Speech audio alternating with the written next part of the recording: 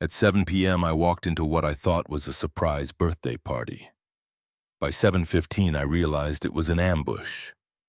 My own brother was trying to trick me into signing away my $6.8 million inheritance.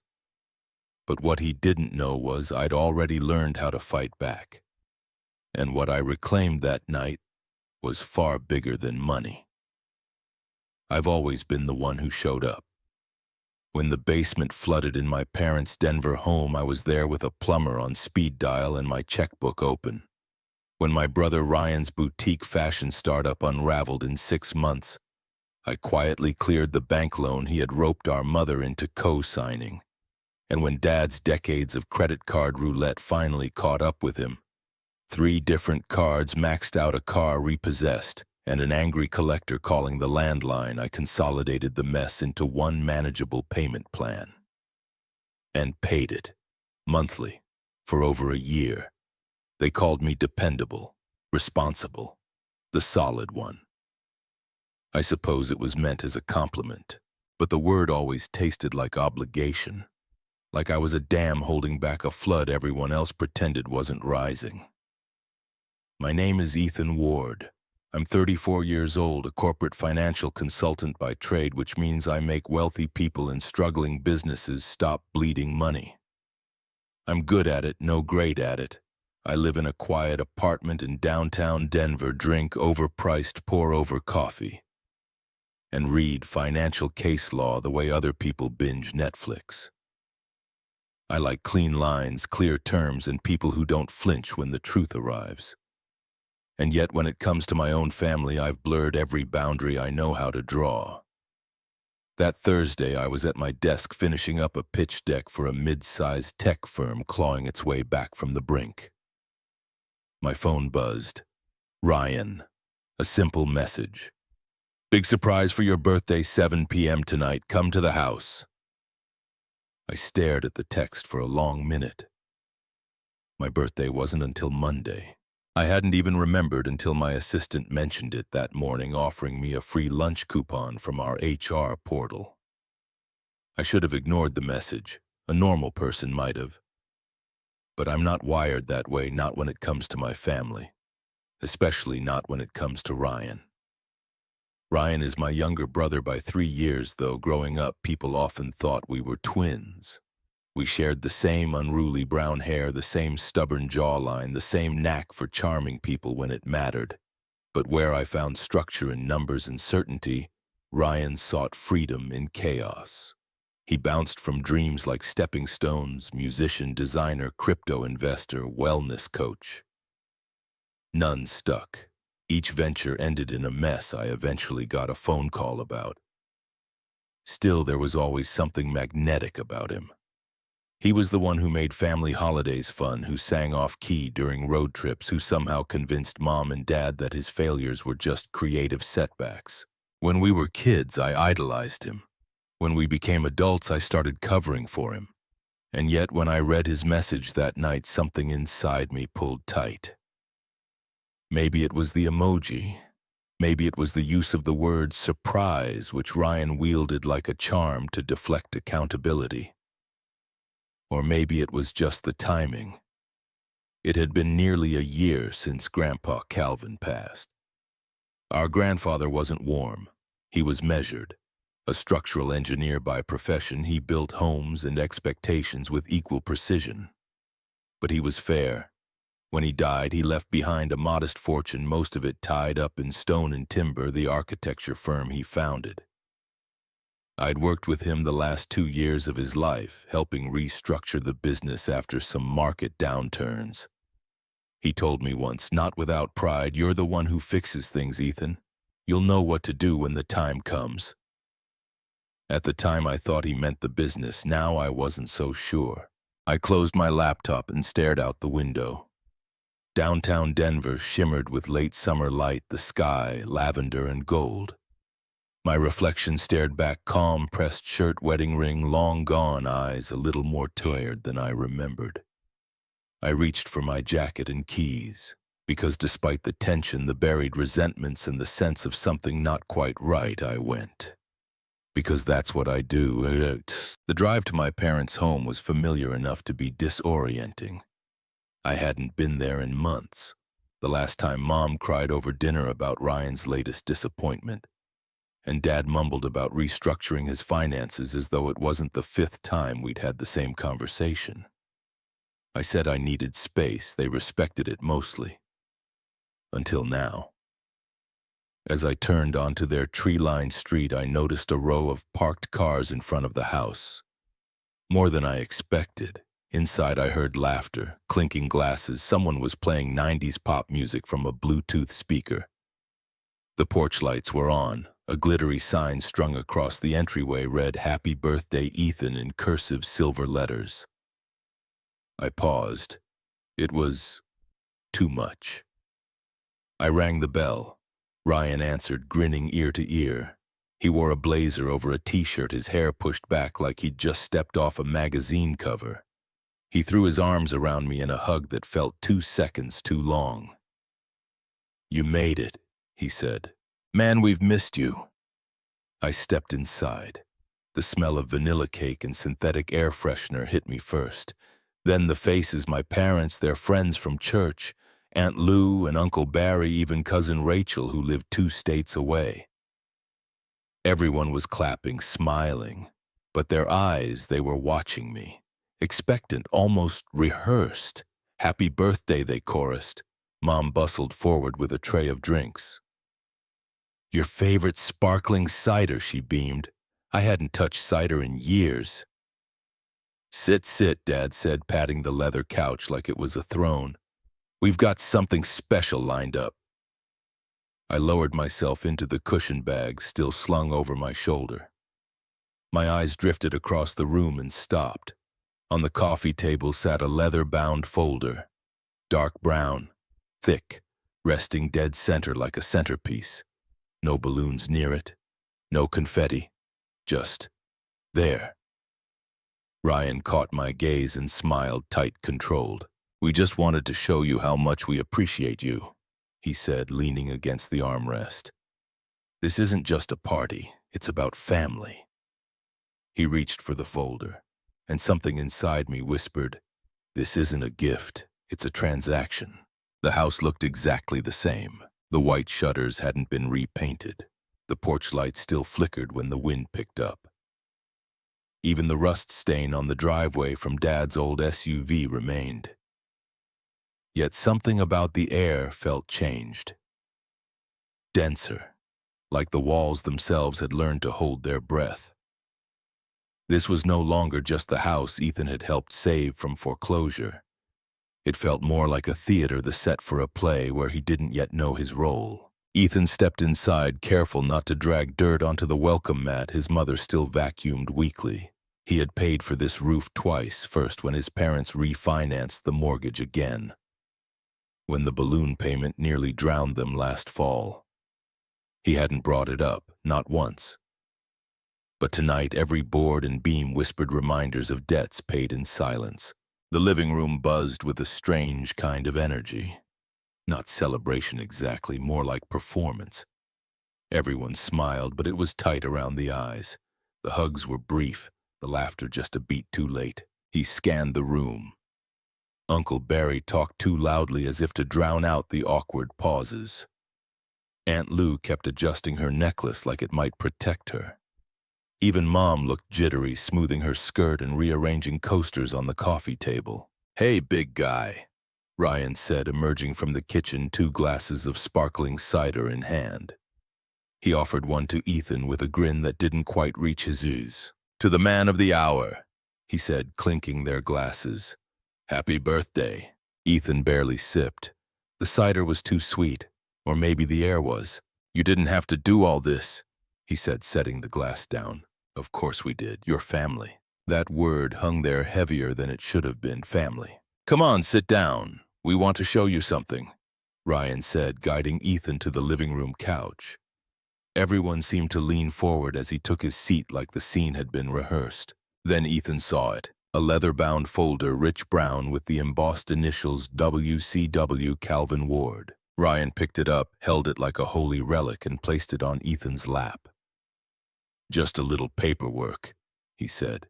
Some things to keep in order, no pressure. Ethan stared. Paperwork and a birthday party. It's just logistics. Dad wanted to make sure everything was squared away with Grandpa's estate. We figured it was easier if we all got on the same page tonight. Mom appeared behind them, her smile brittle. We know how busy you are, honey. We didn't want to burden you later. Ethan opened the folder slowly. Inside, clean, crisp legal documents. Asset allocation agreement, beneficiary transfer. Ward Family Holdings Trust. His name appeared throughout. As signer, his stomach tightened. He began to read his consultant's mind taking over. Each clause read like a quiet betrayal. This wasn't just a summary of the estate. It was a funnel.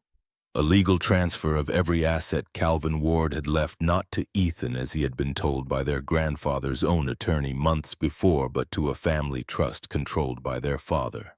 Ethan's role in this one clean signature, a surrender. His breath came slower. The buzz of the room faded. He looked up. Ryan was still smiling. Dennis Ward, their father, leaned against the fireplace, arms crossed like a man watching a done deal unfold. Cynthia's hands were clasped too tightly. When was this drafted? Ethan asked, flipping to the final page. Last month, Ryan said. It's standard, just a precaution. Grandpa wanted us to be united. That's not how I remember our last conversation. Ethan replied, his voice even. Cynthia stepped closer, voice soothing. Sweetheart, please. This is just to protect all of us. You don't need all that pressure on your own. Pressure. That was what they called it now. What happens if I don't sign this? He asked. The room fell still. Ryan gave a short laugh. Come on, man. Let's not make this a thing. We're just trying to make sure the family is taken care of. Grandpa wanted that. Ethan flipped another page. Legalese blurred together, a clause about power of attorney, another about withdrawal rights. Every page made it clearer this was not for his benefit. He stood the folder still in hand. I'm going to read this properly, at home, with time. Ryan's smile cracked. Sure, no rush, it's your night. But no one clapped anymore. No one joked. They had shown their hand. Ethan tucked the folder under his arm. This wasn't a celebration, it was a setup, not an honor, a negotiation. As he turned to leave, he heard Ryan call out, Don't overthink it, man. We're just trying to help. Ethan paused at the door. Funny. That's what I always said to myself, every time I bailed you out. Then he left. And this time he took the script with him. Ethan sat alone in his apartment, the leather folder resting like a brick on his dining table. The party's artificial cheers still echoed in his head. He'd read enough during that strange birthday evening to sense the trap. But now he intended to dissect it. The documents were well crafted. Too well. Whoever had drawn them up knew estate law tax shelters and how to camouflage coercion. They bore the stamp of a seasoned lawyer, but not his grandfather's. He pulled out his laptop, opened his digital files. A few months back, Calvin Ward's personal attorney had sent over a scanned copy of the original will. Ethan had never opened it fully, trust, he'd assumed. But now suspicion burned through him like acid. He matched page for page. The original trust named Ethan the sole heir. Explicitly, irrevocably. There were handwritten notes from his grandfather, signed, dated, authentic. What Ryan had handed him at the party was an entirely different document. A forgery. Worse, a coordinated attempt to rewrite Calvin Ward's final wishes. A betrayal wearing a birthday hat. Ethan reached for his phone and scrolled to a familiar name, Marissa Lane. She answered on the second ring. Ethan, you okay? Not really, he said. You free tonight? I need your eyes on something. Marissa arrived an hour later, trench coat still damp from Denver's evening drizzle. She brought her laptop, a portable scanner, and the kind of journalistic intuition that had once exposed a citywide embezzlement scheme. Ethan trusted her like family or more than these days. She flipped through the folder slowly, eyes narrowing. These signatures, they're stylized, but this isn't your grandfather's hand. And this trust, it transfers everything to a pooled account controlled by your father. I thought so, Ethan muttered. Marissa opened her laptop and began typing. She ran the signatures through a handwriting verification program. "This isn't legal advice," she warned, "but this smells off." "Can you go deeper?" She nodded. "Give me a few hours." Marissa stayed past midnight. The more she dug, the more Ethan's heart sank. "There's a credit card opened under your name 2 years ago," she said. "The billing address matches your parents' home. Charges total nearly $18,000. I never opened that. I figured there's more. A $40,000 personal loan under your social security number. Applied online, you weren't the contact email." Ethan's blood ran cold. "So they forged financial records, my signature, my ID." Marissa looked up, her voice soft but firm. "Your family's been systematically stealing from you." The words sat heavy in the air. He rubbed his temples. "I used to think I was paranoid for keeping copies of everything. Now I wish I had more." "You do," Marissa said. "You have your grandfather's will, and now we have evidence of a paper trail. They messed up by being greedy."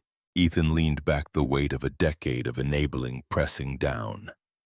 He had spent years cleaning their messes, justifying their decisions, drowning his resentment in the language of duty. But now it was clear this was never about help.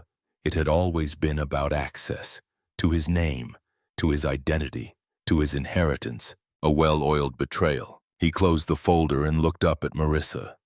"I think it's time I started fighting back." She nodded.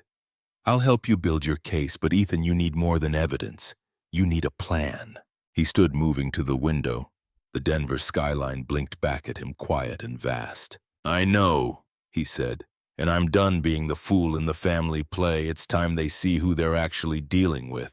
Behind him, Marissa tapped away, organizing files into labeled folders. Forged documents. Unauthorized accounts. Inheritance tampering. This wasn't just a family squabble anymore. It was fraud. And Ethan Ward was finally drawing the line. The morning after Marissa's revelations, Ethan found himself driving through the outskirts of Denver, heading toward a weathered farmhouse nestled at the edge of a pine-dense ridge. The address belonged to Frank Ward, his grandfather Calvin's younger brother. Uncle Frank had always been the recluse of the family, a quiet man who never quite fit in with the polished veneers of family gatherings. But Ethan remembered Calvin trusting Frank with details no one else ever heard. If there were answers to be found, this was the man who might hold them. The gravel crunched under his ears as he pulled into the drive. Frank opened the door before Ethan knocked. The older man looked leaner, grayer, but his eyes were still alert. "Ethan," he said, stepping aside. "Been wondering when you'd come." Ethan followed him into a living room lined with books and photos of mountain trails. No TV, no Wi-Fi. "I need to ask you something," Ethan said, cutting to the chase. "About Grandpa's will." Frank gave a grim nod. "Figured, sit." From an old filing cabinet near the fireplace, Frank pulled out a manila envelope. It was thick, sealed with tape, and Calvin Ward's scrawl, "For Ethan, only." Ethan opened it carefully. Inside was a series of handwritten pages, his grandfather's unmistakable cursive. It was the original will. Not a copy, not a lawyer's summary, but the real thing, and it confirmed everything Marissa had found. Ethan was the sole heir to Calvin's $6.8 million estate. No shared trust, no co-signers, no ambiguity. At the bottom of the final page, a clause stood out in bold ink. If Ethan is ever coerced, manipulated, or misled into relinquishing his inheritance, all assets shall default to the National Environmental Heritage Trust. Ethan looked up, stunned. Did Grandpa know they might try something like this? Frank sat back, face weathered.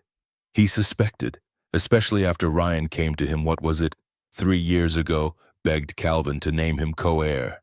Said you were too busy with your big city job to care about the family's legacy. Ethan's jaw tightened, and Grandpa said no. Flat out, Frank confirmed. He said Ethan is the only one who never asked me for money. Said you were the only one who could be trusted not to sell everything off in a year. The room fell into a heavy silence. Why didn't you tell me this sooner? Frank folded his hands. Because Calvin asked me not to. Said you'd come when the time was right. Said you'd know when the wolves started circling.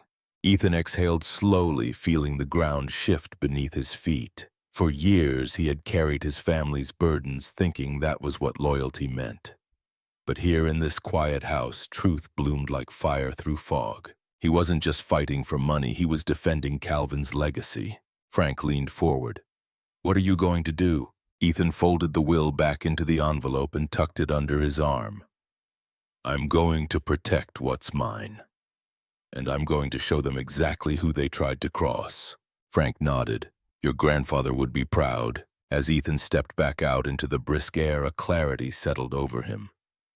This wasn't just a family dispute anymore. It was a reckoning, and he had just picked up the sword.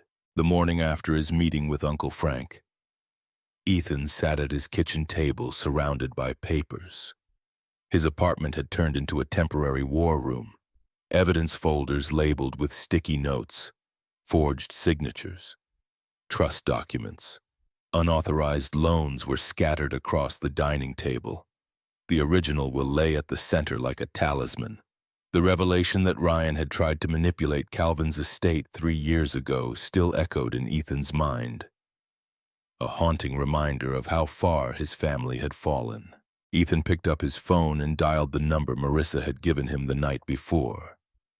"Howard Burke, financial attorney." A clipped voice answered. "Mr. Burke, this is Ethan Ward. Marissa Lane recommended I speak with you. I need help investigating financial misconduct, family-related." There was a brief pause then. "Come in this afternoon. Bring everything." By 2 p.m., Ethan was seated across from Howard in a sleek modern office in downtown Denver. The man was in his early 60s with a no-nonsense demeanor and a reputation for ruthless precision. He adjusted his glasses and began flipping through the documents Ethan laid before him. "You're not exaggerating," Howard murmured, eyes narrowing. "This isn't just mishandling, this is calculated fraud. Let's start with the company books." Howard requested access to Stone and Timber's accounting software, which Ethan, as partial board advisor from his grandfather's era, still had viewer credentials for. Over the next few days, Ethan and Howard pored over records unraveling years of transactions. What they found was staggering. First came Cynthia Ward, his mother. Under the guise of consulting services, she had authorized 12 separate transfers, totaling $120,000 over 14 months. There were no invoices, no documentation. The transfers were labeled vaguely, often during months where the company reported losses. "She doesn't even have a consulting license," Ethan whispered, staring at the figures. "She doesn't need one when no one's watching." Howard replied dryly. Then came Dennis Ward, his father. The company's vehicle expense reports listed a $58,000 payment to a luxury car dealership. Ethan had assumed it was for a company truck, perhaps something practical. But the registration number was tied to a Lexus SUV leased in Dennis's name. "He filed this under fleet upgrade," Howard said, scrolling through the line items. "There's no fleet." Ethan clenched his fists. "He didn't even try to hide it. No need to when family handles the books," Howard added. "They got used to you fixing things. They never expected you to audit them." Finally, Ryan's transgressions unraveled like a bad investment portfolio. Howard printed out a set of forged wire transfers made from Ethan's digital signature uploaded into company software. They were small at first, $2,000 here, $3,500 there, but over a year had amounted to nearly $47,000.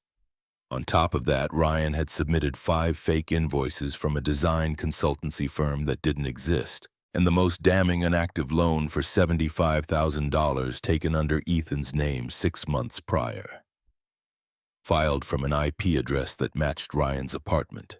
"He didn't even bother to mask it," Howard said. Ethan's hands trembled as he reviewed the final document. This isn't just unethical, it's criminal," he said, his voice quiet. Howard nodded. "You've been financially gaslighted, Mr. Ward. This stopped being a family matter a long time ago." The words sank into Ethan's chest like lead. He had suspected manipulation, but seeing the raw data, the figures, the signatures, the digital fingerprints made the betrayal undeniable. His family hadn't simply taken advantage of him. They'd committed felonies. Ethan slumped into the chair, shoulders heavy. I feel like a fool.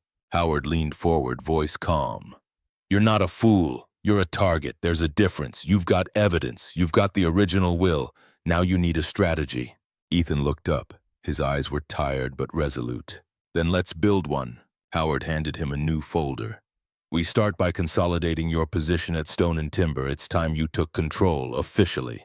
As Ethan left the office, the Colorado wind whipped through his coat, but he barely felt the cold. The truth was sharp and bitter, but it was also freeing. He now knew exactly what he was up against, and he wasn't backing down. The next morning, Ethan sat at his desk and began preparing for what came next. Not revenge, not even justice in the classic sense. This was about drawing a boundary the family couldn't cross. He pulled out a new notebook. On the first page, he wrote, Step 1, reclaim the company. Step 2, confront the family with proof. Step 3, protect the legacy. And beneath it all, in bold letters, never be the fixer again. The dining room hadn't changed. Same walnut table, same outdated chandelier casting its yellow glow, same worn carpet Ethan once spilled grape juice on when he was 10. But tonight it felt like the stage for something much heavier, a reckoning. Ethan had called the meeting himself. He didn't ask. He instructed. And they came. Cynthia in her pearl necklace and anxious eyes. Dennis stoic, his arms folded tight. Ryan bouncing his leg too loud in his silence. Ethan arrived last, a black briefcase in hand. He didn't smile, didn't hug. He simply took his seat at the head of the table, the seat his grandfather used to occupy. Thank you for coming, he began. His voice didn't waver. He opened the briefcase, pulled out a stack of files, and placed them in front of him. Tonight is not about accusations, Ethan said, locking eyes with each of them. It's about clarity and consequences. He slid the first folder across the table to Cynthia. 12 unauthorized wire transfers totaling $120,000. Labeled as consulting fees, no records, no contract. Cynthia paled, her mouth open-closed. Ethan, He held up a hand. I'm not interested in excuses. The next folder went to Dennis. A $58,000 luxury SUV filed under fleet upgrade in a company with no fleet. Paid for by Stone and Timber, leased in your name. Dennis shifted his face, unreadable. Then came Ryan's folder. He didn't bother handing it over. He just spoke. 5 forged wire transfers. Fake invoices from a non-existent design firm. A $75,000 loan in my name. IP address traced to your apartment. Ryan laughed, but it was hollow. Come on, Ethan. You think Ethan opened another folder. Here is the digital footprint. Bank records, loan applications, and a signature verification report. Ryan stopped laughing. Ethan leaned back. He let the silence stretch. Then slowly he pulled out the final envelope. This piece, he said, is the original will, signed, handwritten, and witnessed. Grandpa left everything to me. Sole heir, no trust, no conditions. He placed the will on the table. And this, he added, unfolding a second sheet, is the clause none of you counted on. If I'm coerced into relinquishing my inheritance, the entire estate transfers to the National Environmental Heritage Trust. Cynthia gasped. You can't mean that. I do. The next time anyone tries to manipulate, forge, or fabricate anything involving my name, the money goes to a forest, not to this house. Ryan stood angry now. You think you can just walk in here and play judge? This is our family. Ethan met his gaze, calm, unflinching. No, this was our family until you all turned it into a heist. Cynthia began to cry softly. Dennis remained quiet, eyes cast downward. Ethan stood. You can live your lives however you choose, but from now on, you don't get to use my name to do it. Not for loans, not for scams, not to prop up your egos. He picked up the will, returned it to the briefcase. I will protect this legacy. Not just the money, the principle. And if I have to burn every bridge in this house to do it, I will. Ryan glared but said nothing. Cynthia whispered his name, pleading. Dennis didn't look up. Ethan walked to the door, paused, turned. If you ever try this again just once, Calvin Ward's fortune becomes a forest preserve. You won't get a cent. And then he left. The front door closed behind him with finality. The fixer was gone. Only the rightful heir remained. The cafe was quiet, the kind of place where conversations felt too loud and every clink of porcelain seemed amplified. Ethan sat at a corner table near the window, fingers wrapped around a mug of coffee that had long since gone cold. Outside Denver moved on as usual, people rushing to catch buses, a dog tugging at its leash, a couple laughing over something small. Ryan arrived late. He walked in wearing his usual charm as a mask. Smile a little too wide, shoulders thrown back like nothing had happened. Ethan didn't rise. He only nodded to the seat across from him. Ryan dropped into the chair, exhaling. "You always did like these hole-in-the-wall places." Ethan didn't return the banter. "I didn't ask you here for nostalgia." Silence settled over the table, thick and awkward. Ryan finally looked up. "So you've made your point, Ethan. Everyone's humiliated. Is that what you wanted?" Ethan's jaw tightened, but his voice remained even. "I wanted truth, clarity, not this mess of secrets and signatures forged in the dark." Ryan looked away, jaw twitching. "You don't understand. Mom and Dad, they were drowning, and I just wanted to help. Help by stealing my name, my future. You think you had it so easy, always the smart one, the responsible one. Everyone expected me to be like you, Ethan, but I'm not. I'm the screw-up. That was the role they gave me, and yeah, maybe I played it. But it wasn't like I had a choice." Ethan stared at him, trying to reconcile the brother he once protected with the man across from him now. "We all had choices, Ryan. You chose to lie, to drag me into it." Ryan's eyes filled not with tears, but with a fire that had nowhere to go.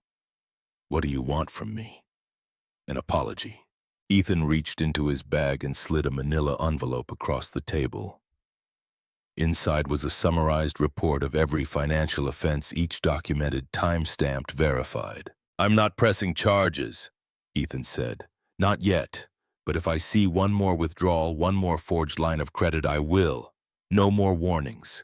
Ryan looked down at the envelope, his face a storm of shame, anger, and something else, fear. "You'd really do that to your own brother? You already did it to me. I'm just finally responding." Ryan clenched his fists, then exhaled. "I didn't hate you, Ethan. I was just tired of being in your shadow." Ethan leaned in slightly. "I never cast a shadow on purpose, Ryan. I just walked in the light that was given to me. What you did, that was your own darkness." They sat in silence for a while, neither man willing to be the first to move. Eventually, Ethan stood. "I hope you find a way out of this," he said. "But I can't carry you anymore. I won't." He turned to leave. Ryan didn't stop him. Outside, the sky was overcast, but Ethan felt lighter. He didn't hate his brother, but he didn't owe him anything anymore either. And that made all the difference. It began with a signature. Ethan stood in the executive conference room at Stone and Timber Pen. In hand, the official transfer of power laid out before him. The board members sat in silence watching him. No one contested, no one questioned. As his name glided across the line, Ethan officially became CEO. The company his grandfather built now rested on his shoulders, not as a burden, but as a new beginning. His first order of business change. Stone and Timber had always been known for traditional development, residential complexes, strip malls, and industrial parks. Profitable, predictable, and outdated. Ethan's vision was different, inspired by the values Calvin had whispered in his stories: respect for the land. Long-term thinking and integrity, Ethan launched a company-wide shift toward green architecture and sustainable building. Within months, the firm partnered with eco-engineering startups, brought in consultants in regenerative design, and overhauled its supply chain to favor local and recycled materials. Projects that once flattened forests were now preserving them, integrating solar grids and rainwater harvesting systems into schools, housing developments, and urban hubs. But Ethan didn't stop there. He announced the creation of GEETS, the Calvin Ward Foundation, a nonprofit devoted to two pillars: financial literacy for young adults and environmental education. The mission was simple: teach the next generation to protect what matters, both their wallets and their world. Every week, Ethan taught a class in person. He chose to be present not just in title but in action. The sessions were small, intimate students from local high schools, community colleges, and job training programs. Many of them came from households like his chaotic, confusing, and financially manipulative. One session stood out. A girl named Lila raised her hand timidly. How do you know when someone you love is using your trust to control you financially? Ethan paused. He looked around the room. Eyes watched him not as a CEO or a teacher, but as someone who had been there. When your generosity becomes expectation, he said gently, when guilt is used to unlock your bank account, and when silence becomes the cost of peace, that's when. Leela nodded, her face unreadable, but her shoulders eased slightly. Others scribbled notes. Money. Ethan continued, is never just about money. It's a mirror. If someone's love depends on your financial compliance, it's not love. It's leverage. His voice didn't tremble. He wasn't bitter, just honest. After class, a young man lingered. Mr. Ward, he said, you think people like us, people who've been through it, can ever get ahead? Ethan smiled. You're already ahead. You see it, you name it. That's how power changes hands. The foundation grew quickly. Donations came in from alumni, from environmentalists, from survivors of family fraud. Calvin's name, once just engraved on a plaque, was now synonymous with hope. Ethan spoke at conferences, not about himself, but about systems. About building structures, emotional and architectural, that could weather storms. Stone and Timber's reputation soared. Clients came not just for construction, but for vision. Schools, libraries, co-housing communities, all green certified, all stories of rebirth. One afternoon, Ethan walked through a completed community center that sat on the edge of the very woods his grandfather once hiked. Solar panels lined the roof, native plants thrived in the garden. Children read books on benches made from reclaimed timber. He stood quietly watching a boy trace his fingers across a dedication plaque. In honor of Calvin Ward, builder, protector, grandfather. For the first time in a long time, Ethan didn't feel like he was repairing something broken. He felt like he was building something new. Ethan's new apartment was nothing like the homes he used to fix. It was small, intentional. 2 bedrooms, white walls, a single bookshelf lined with well-worn novels and architectural journals. Plants filled the windowsills, snake plants, pothos, rosemary in recycled pots. No grand foyer, no designer couch, no echo of inherited guilt. He had a kettle that whistled when it boiled, a wooden cutting board worn with years of chopping, and a living room where the only sounds were the occasional chirps of the birds nesting outside. And most importantly, no late-night phone calls. The silence, once ominous, now felt sacred. He no longer flinched when the phone buzzed. There were no whispered emergencies, no emotional blackmail wrapped in false concern, just peace. Ryan had moved out of Denver. There were rumors he was in Arizona working odd jobs and trying to stay clean. A friend of a friend mentioned he was in counseling, that he had started attending community church meetings. But Ethan didn't ask. He didn't need to.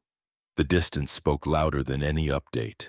It was a boundary long overdue, and Ethan had learned that some healing happens when you stop chasing closure. Cynthia and Dennis had stopped calling too. Ethan had sent a single letter, a formal statement relinquishing all familial financial obligations and severing legal ties. It wasn't cold. It was necessary. A declaration that he could love from afar without sacrificing himself. Marissa, however, remained. What started as an alliance had deepened into a steady friendship, one rooted in shared battles and mutual respect. She became a board advisor for the Calvin Ward Foundation, helping run workshops and coordinate community outreach.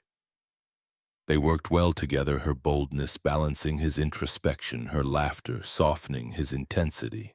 Their partnership was seamless. Ethan designed the programs and Marissa amplified their impact, reaching schools, shelters, even halfway houses. They co-hosted panels on ethical leadership, conducted training for young social entrepreneurs, and began publishing research on financial trauma and environmental justice. Together, they weren't just building curriculum. They were building trust, one conversation at a time. One Friday evening, Ethan stood at the podium of a lecture hall at the University of Colorado. The auditorium was packed, students, faculty, alumni. The seminar was titled, "Choosing Yourself Without Apology."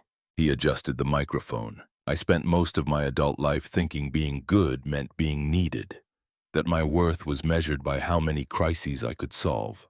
He paused, scanning the room. "I was wrong." A hush fell. "Sometimes choosing yourself means disappointing people who benefit from your silence. It means drawing lines not to punish but to protect. And it means living with the discomfort of being misunderstood, at least for a while." A hand shot up. A graduate student in a red flannel. "What if those people are family?" Ethan smiled gently. "Especially if they're family." He shared stories, not just his, but anonymized ones from the foundation. Stories of financial gaslighting, emotional blackmail, quiet bravery. "When I walked away," he said, "I didn't do it out of anger. I did it out of clarity. Because I finally understood that loyalty without reciprocity isn't loyalty, it's self-erasure." He continued, speaking on guilt, on the myths of unconditional family ties, and the power of redefining legacy. He offered strategies, language for setting boundaries, red flags of coercion, the courage to say no. The applause at the end wasn't thunderous. It was steady, reverent. Afterward, students lined up to speak with him. Some cried. Some just shook his hand. One girl whispered, "Your story gave me permission." Ethan returned home that night to the hum of his air purifier, the soft rustle of leaves against the window. He brewed chamomile tea, watered his basil plant, and curled up on the couch with a book. Outside, snow began to fall, soft, unhurried, quiet. He was alone, but not lonely. This stillness wasn't silence. It was peace hard won, and it was enough. The lecture hall had mostly cleared out. The janitor began folding up chairs. Papers rustled, and the fading buzz of hallway chatter trailed behind as students drifted away. The lights dimmed slightly, casting long shadows over the wooden stage. Ethan was gathering his notes when a quiet voice stopped him. "Excuse me, Mr. Ward." He turned. A student stood at the edge of the stage, early 20s, backpack slung over one shoulder, eyes glassy with unshed tears. "I just wanted to say, I grew up in a family like yours." Her voice trembled. "Always giving, always guilty, and I thought that made me good." Ethan's heart caught. These words, this ache, mirrored his own past. She stepped forward, clutching the program brochure. "Thank you for saying it out loud, for showing that you can still choose yourself and survive." He didn't need to say much. He placed a hand over his heart and nodded. In her gaze, he saw the reflection of his former self, the boy who thought love had to cost everything. "Keep going," he said gently. "You're allowed to be whole." Back at his office that evening, Ethan moved quietly. He placed his briefcase by the door and turned on the small desk lamp that illuminated a single photograph. Calvin Ward, smiling beside a young Ethan, both covered in sawdust, holding a miniature birdhouse they'd built one summer. It wasn't the inheritance, not the money, not even the company. It was this memory of building, of care, of patience. He sat in his chair, gazing at it. The room was silent except for the ticking of an old wall clock. A plant on the windowsill gently swayed with the draft. He was no longer the man who had been betrayed. He wasn't just the fixer or the heir. He was a man who had turned fracture into foundation.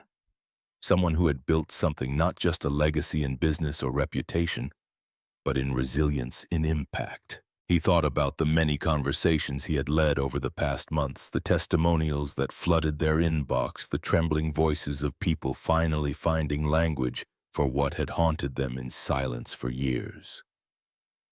One letter in particular stuck with him, a single mother who wrote, "You gave me permission to say no to my brother. It was the hardest and best thing I've ever done."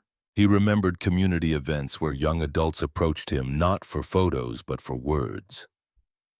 One teen asked, "Is it okay that I don't speak to my dad?" Ethan had replied, "It's okay to protect your peace. That's not abandonment, it's survival." Outside his office window, the city lights shimmered unbothered by the past. He thought of the girl from the lecture of the thousands more like her silenced by family scripts they never agreed to read. He poured himself a cup of tea and walked slowly around the office, his fingers grazing the spines of books, awards, architectural models, symbols not of success but of intention. Each choice he had made since reclaiming his life had built this haven, this proof that healing could also be productive. Ethan opened his laptop and began drafting a new program module. Healing Through Boundaries. A workshop series that would include therapists, financial counselors, and survivors. The goal wasn't to fix people. It was to equip them with the tools to stop breaking for others. He wrote about inherited guilt, about navigating silence, about rebuilding self-trust. The curriculum was rich, nuanced, unapologetically honest. He included exercises on recognizing manipulation, setting financial limits, and practicing forgiveness without returning to harmful patterns. In the draft, he typed a sentence he'd been thinking about for a long time. True family does not demand sacrifice, it lifts you when you fall. And sometimes walking away is the only way to learn how to stand. He paused, then added one more line, and standing is enough. Ethan hit save. He leaned back in his chair, the photograph still lit beside him. He could almost hear Calvin's voice, steady and warm. It's not about what you leave behind, Ethan. It's about what you live into. He closed his eyes for a moment, breathing in the quiet. A gentle peace settled over him, not the fragile calm of avoidance, but the solid kind earned through fire. Some legacies aren't left behind. They're lived forward, and his was just beginning.